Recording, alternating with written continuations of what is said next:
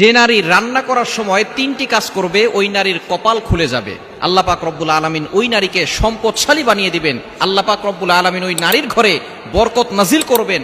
ওই নারীর ঘরে আল্লাহ পাক রব্বুল আলামিন রহমত নাজিল করবেন।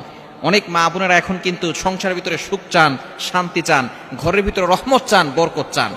বিশেষ করে যে সমস্ত নারীরা সংসারে বরকত চান তারা কিন্তু অবশ্যই এই তিনটি কাজ করবেন। দেখবেন আপনার ঘরের ভিতরে শান্তি আসবে এবং আপনার রান্না সুস্বাদু হবে এবং আপনার রান্না যারা খাবে তারাই আপনার প্রশংসা করবে।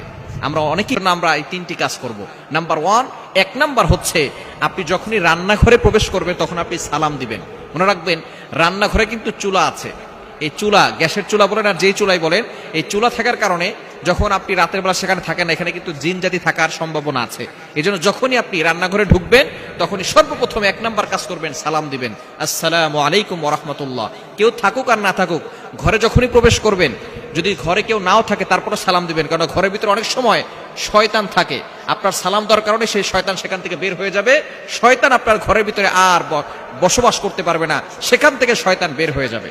আল্লাহ পাক রব্বুল আলামিন। 2 নাম্বার হচ্ছে প্রতিটি কাজের শুরুতে বিসমিল্লাহ পড়বে।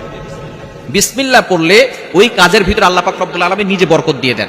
বিসমিল্লাহ পড়লে কোনো রান্না করলে ওই রান্নার ভিতরে আল্লাহ তাআলা স্বাদ বাড়িয়ে দেন, ওই রান্নার ভিতরে আল্লাহ তাআলা রহমত দেন, ওই রান্নার ভিতরে আল্লাহ তাআলা বরকত দান করেন। কিন্তু বিসমিল্লাহ বলা হয় ওই কাজে বরকত বেশি হয়। এজন্য 2 নাম্বার নারীরা যে কাজটা করবে সেটা হচ্ছে বিসমিল্লাহির রহমানির রহিম।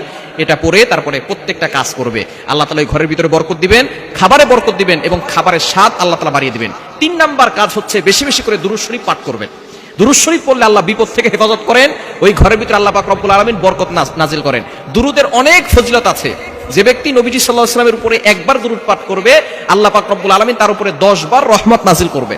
শুধু তাই নয় না, ঘরের ভিতরে এই 3টি কাজ করবেন, আপনার কপাল খুলে যাবে, সম্পদে বরকত আসবে, আপনার রিজিকে বরকত আসবে, ঘরের ভিতরে রহমত আল্লাহ তাআলা বৃষ্টির মতো নাজিল করে দিবেন। আল্লাহ তাআলা আমাদের প্রত্যেকটা সংসারের মা বোনদেরকে এই 3টি আমল করার তৌফিক দান করেন।